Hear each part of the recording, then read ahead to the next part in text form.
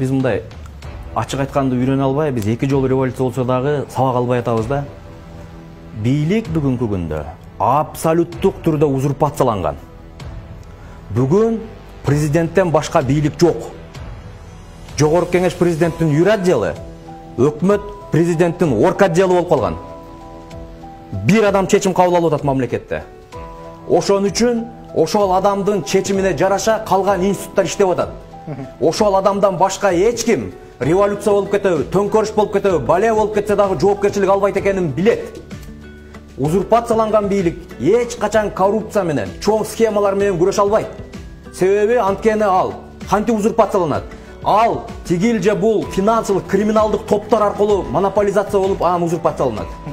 Мына ошондой натыйжа бүгүн мамлекетте орногон. Ошондуктан бүгүн өкмөт башчы артымы көрбөсөм бөрү жесинде отурат, жогорку кеңештеги ошентип отурат, а биздин президенттик бийлик эмне деген тактика койтуп алды.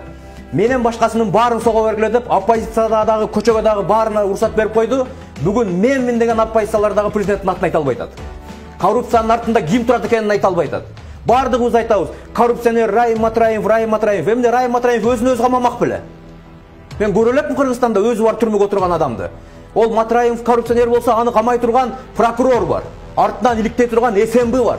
Артынан атайын иш жасай турган финансы каржы полициясы бар. МВД деген бар. Ушул институттардын бардыгы бир колго чогулуп калды. Узурпацияланып калды бийлик. Бул эч качан коррупциядан натыйжа бербейт. Себеби адам өзү менен өзү күрөшө албайт.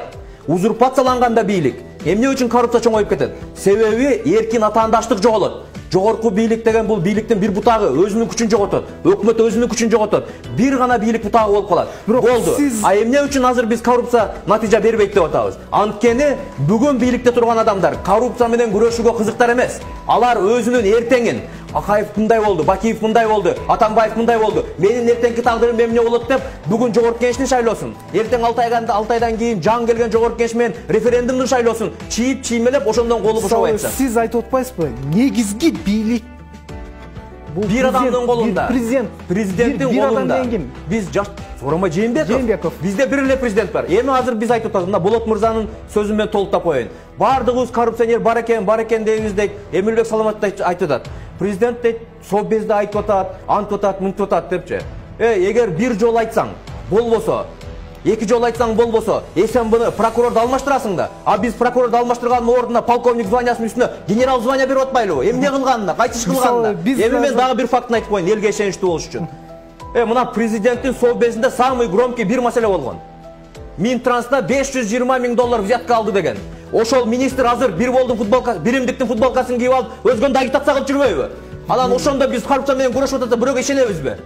Күрөшкөн жок эч ким. Бул даже имитациядан да хуже болуп атат. Мамлекет мына эртеңки шайлоодо аскадан секирип өлгөн атат.